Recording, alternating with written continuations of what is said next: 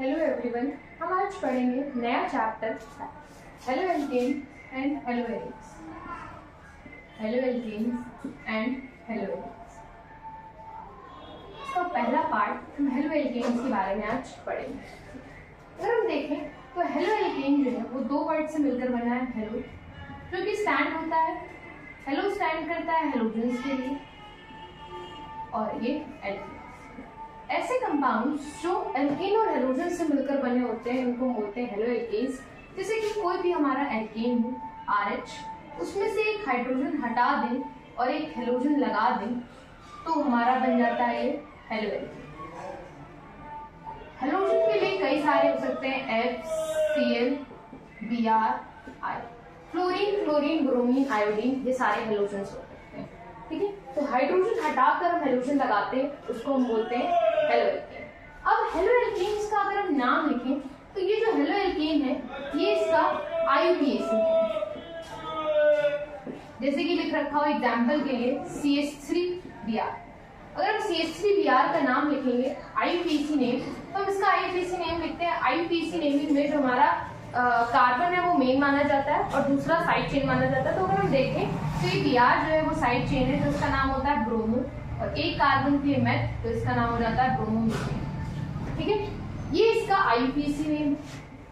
अगर हम इसका जनरल नेम लिखते हैं तो इसका जनरल नेम होता है, जनरल नेम हम इसमें अब कार्बन जो है वो साइड चेन कंसीडर कर ली जाएगी। तो एक कार्बन की साइड चेन के लिए होता है मिथाइल, और ये मेन चेन, तो इसका नाम हो जाता है मिथाइल ब्रोमाइड। ठीक है, अगर हम और एग्जाम्पल के तौर पे लें, जैसे लिख रखा हो CH3, CH2, CH2Br। ठीक है, तो इसके लिए अगर हम इसके लिए अगर हम इसका नाम लिखेंगे, IUPAC नेम लिखेंगे, तो इसका IUPAC नेम हो जाएगा क्लोरो। उसके बाद 1 2 3 कार्बन के लिए प्रोपेन। लेकिन अगर इसका हम जनरल नेम लिखते हैं तो इसका जनरल नेम हो जाता है, जनरल नेम हो जाएगा इसका, ये साइड चेन 3 के लिए प्रोप और प्रोपाइल, और ये मेन चेन ये इसका जनरल नेम। इसीलिए हेलो एल्केन्स को एल्काइल हैलाइड्स के नाम से भी जानते हैं। हेलो एल्केन इसका IUPAC नाम होता है और एल्काइल हैलाइड इसका जनरल नेम होता है, जैसे कि मिथाइल ब्रोमाइड, प्रोपाइल क्लोराइड। चलिए हम इसके बाद आगे बढ़ते हैं इसके क्लासिफिकेशन के बारे में कि कैसे हेलो एल्केन्स को हम लोग क्लासिफिकेशन कर सकते हैं। देखिए, अगर हम इसका क्लासिफिकेशन करते हैं on the basis of number of halogen atom, कि हेलोजन एटम कितने हैं, तो इसका सबसे पहला क्लासिफिकेशन होता है मोनोहेलाइड्स, जिसमें एक हेलोजन हो। ठीक है, दूसरा डाइहेलाइड्स जिसमें 2 हेलोजन है, ट्राइहेलाइड जिसमें 3 हेलोजन है, मोनोहेलाइड जिसमें एक हेलोजन, सिंगल हेलोजन प्रेजेंट हो। तो मोनोहेलाइड्स को हम कोई भी सिंगल हेलोजन प्रेजेंट हो, मोनोहेलाइड्स को जब हम कैटेगराइज करते हैं तो मोनोहेलाइड हमारे 3 में होते हैं, 1 degree, 2 degree, 3 degree. Primary, secondary और टर्शियरी। 1 डिग्री वाले को बोला जाता है प्राइमरी, 2 डिग्री वाले को सेकेंडरी, 3 डिग्री वाले को टर्शियरी। बड़ा सिंपल सा तरीका है याद करने का। अगर हम बात करें प्राइमरी, तो जिस कार्बन पे हेलोजन लगा है उसका एक हाथ, सिर्फ एक हाथ किससे, एल्काइल ग्रुप से भरा होना चाहिए, वो होता है प्राइमरी। वैलेंसी सेटिस्फाई करे तो CH2X, सिंगल हाथ। सेकेंडरी के लिए जिस कार्बन पे हेलोजन लगा है उसके एटलीस्ट 2 हाथ, 2 वैलेंसी या 2 बॉन्ड वो एल्काइल ग्रुप से जुड़ा होना चाहिए, वो सेकेंडरी हो जाता है। 3 डिग्री के लिए अगर तीनों हाथ, 3 मतलब 3, तीनों हाथ अगर एल्काइल ग्रुप से भरे तो वो क्या हो जाता है, टर्शियरी। दूसरा तरीका ये भी याद करने का, वैसे भी याद कर सकती हैं कि जो हमारा हेलोजन है, जिसमें हेलोजन लगा है वो वाला कार्बन अगर CH2 है तो 1 डिग्री, वो वाला कार्बन अगर CH है, एक हाइड्रोजन है, तो 2 डिग्री, और ये C है तो 3 डिग्री। लेकिन इससे रिलेट कम कर पाएंगे, इसलिए इसके लिए 1 डिग्री मतलब एक हाथ या एक बॉन्ड एल्काइल ग्रुप का होना चाहिए, 2 डिग्री 2 बॉन्ड एल्काइल ग्रुप के होने चाहिए, 3 डिग्री 3 हैंड्स या 3 ब्लॉक जो बॉन्ड्स हैं किसके होने चाहिए, एल्काइल ग्रुप के। ठीक है, इसके बाद हम on the basis of hybridisation भी क्लासिफिकेशन कर सकते हैं। ठीक है, हाइब्रिडाइजेशन, क्योंकि हम सिर्फ और सिर्फ अभी क्या पढ़ रहे हैं हेलो एल्केन, तो हम हेलो एल्केन सेकेंड क्लासिफिकेशन करेंगे। हाइब्रिडाइजेशन के बेसिस पे हम देखें तो एलाइन या फिर जो डबल बॉन्ड, जिसमें डबल बॉन्ड का रोल है, ठीक है, एलाइन और विनाइल। जब हम हेलोएरीन्स पढ़ेंगे तो इसी में हम बेंजाइल और एराइल के बारे में बात करेंगे। अभी हम एलाइल और विनाइल की बात करते हैं। बड़ी सिंपल सी बात है, एलाइल हैलाइड्स, विनाइल हैलाइड्स। जिस कार्बन पे हेलोजन लगा है उसके एडजेसेंट वाला कार्बन अगर sp2 हाइब्रिडाइज है, वो खुद sp3 हाइब्रिडाइज होना चाहिए, लेकिन उसके एडजेसेंट वाला कार्बन sp2 हाइब्रिडाइज है तो वो कहलाता है एलाइल हैलाइड्स, ठीक है।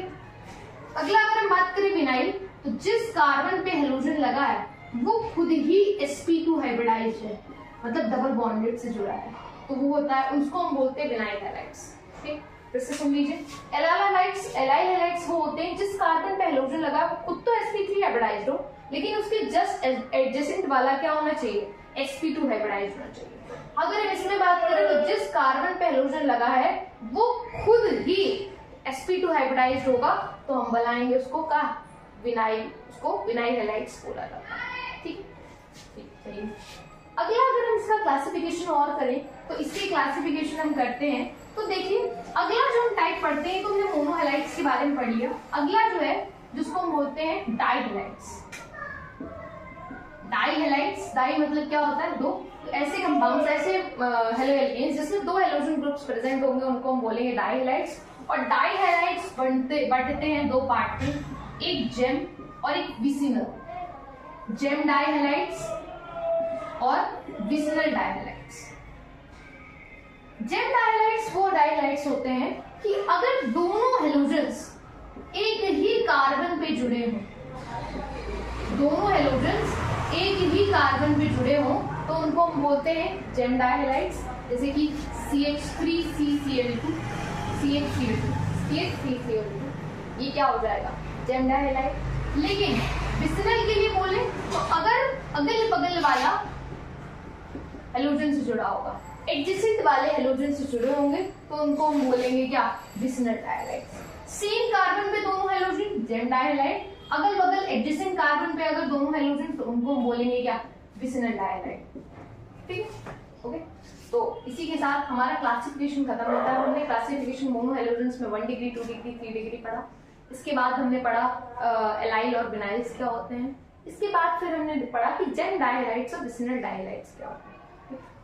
इसके बाद अगर हम बात करें, देखिए जो हमारे हेलोएल्केन्स होते हैं वो कौन कौन सा हाइब्रिड आइसोमेरिज्म शो करता है।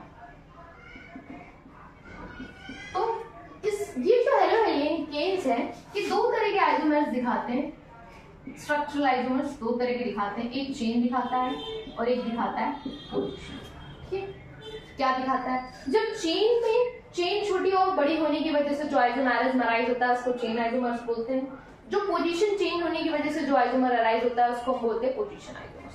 देखते हैं एग्जांपल से समझते हैं कि कैसे हेलोएल्केन्स चेन और पोजीशन दिखाता है। देखिए हमारे पास अगर एग्जांपल हम ले लें C4H9Cl, ठीक है। अगर इसका कंपाउंड बनाए तो देखिए कैसे बनाता है। देखिए सबसे पहले हम देखते हैं कार्बन कितने, 1 2 3 4, ठीक है। हम बात करते हैं, पहले हम बना लेते हैं चेन वाला। हम फर्स्ट नंबर पे हमने यहाँ Cl लगा दिया, बाकी सारे सिंगल बॉन्डेड। 4 2 8 + 1 9, ठीक है। एक हाइड्रोजन, भाई 4 2 8 + 1 9, एक हाइड्रोजन कम करके हेलोजन लगा है। इसका मतलब क्या है, CnH2n। अच्छा ये बताया नहीं हमने। इसका जनरल फॉर्मूला जो होता है CnH2n। भाई हमारे जो एल्केन्स होते हैं उनका जनरल फॉर्मूला होता है CnH2n + 2, ठीक है। तो हमने शुरुआत में इंट्रोडक्शन में पढ़ा था कि हाइड्रोजन कम होता है और हेलोजन लगता है जाके, तो एक हाइड्रोजन कम हुआ इसलिए CnH2n + 1, 2 था तो +1 हो गया x। तो देखिए रिजेंबल कर रहा है इसको, इसलिए हम सारे सिंगल बॉन्डेड बनाएंगे। हमने सारे सिंगल बॉन्डेड बनाए हैं, वैलेंसी सेटिस्फाई करी। कार्बन कैन मेक 4 बॉन्ड्स, ठीक है। और यहाँ पे एक देखें, एक बॉन्ड तो बचा कितना, 3, 2 तो 2 बॉन्ड बचे, 2 बॉन्ड तो 2 हाइड्रोजन सेटिस्फाई करेगा 2, ठीक है। इसका हम नाम लिखेंगे तो इसका नाम हो जाएगा 1 क्लोरो 1 2 3 4, ठीक है। अगला अगर हम बनाने की कोशिश करें इसमें तो देखिए अगले में लेके मान लीजिए हमने चेन छोटी बड़ी करनी है तो 1 2 3 और एक हमने कार्बन यहाँ लगा दिया, ठीक है। उसके बाद हम Cl चाहे यहाँ लगा सकते हैं चाहे यहाँ लगा सकते हैं, वो पोजीशन अराइज करेगी। हम बॉन्डिंग करें, एक हाथ बड़ा, 3 खाली, 1 2 3 1 1 3। इसका नाम अगर हम लिखेंगे तो हम काउंटिंग करेंगे तो 1 2 3 नाम हो जाएगा इसका 2 मिथाइल। उसके पहले 1 क्लोरो क्योंकि C पहले आता है, उसके बाद प्रोपेन। अब 3 से ज्यादा चेन छोटी हो नहीं सकती, मैक्स टू मैक्स मिनिमम 3 से ही छोटी होगी, इससे ज्यादा छोटी नहीं होगी, ठीक है। उसके 2 चेन आइसोमर्स हैं। अगर हम पोजीशन आइसोमर बनाए तो हमने जैसे पहले नंबर पे क्लोरो बनाया है, ये इसके 2 चेन। अगर हम इसी में पोजीशन बनाएं तो देखिए हमने पहले नंबर पे क्लोरो लगाया, अगर हम यही क्लोरो सेकेंड नंबर पे लगा दें तो देखिए 1 2 3 4। अब की बार हम Cl यहाँ लगा दे रहे हैं, बाकी सारे प्रोपोर्शन सेटिस्फाई करें CH3 CH2 CH3। इसका नाम लिखेंगे तो नाम हो जाएगा 2 क्लोरो ब्यूटेन। तो ये इसका चेन आइसोमर हो गया। यहाँ पे भी हम यही काम कर सकते हैं, 1 2 3 1 यहाँ पर, तो Cl यहाँ लगा दें, CH3 CH3 CH3। इसका नाम हम लिखेंगे तो लिखेंगे 2 क्लोरो 2 मिथाइल प्रोपेन। तो ये इसके क्या है पोजीशन आइसोमर्स। तो बेसिकली अगर हम बात करें तो halo alkanes 2 structural isomers show करता है, एक चेन और एक पोजीशन। चलिए moving on to the next topic. अब हम इसके पढ़ेंगे मेथड ऑफ प्रिपरेशन कि कैसे हेलो एल्केन प्रिपेयर किया जाता है। देखिए देखते हैं।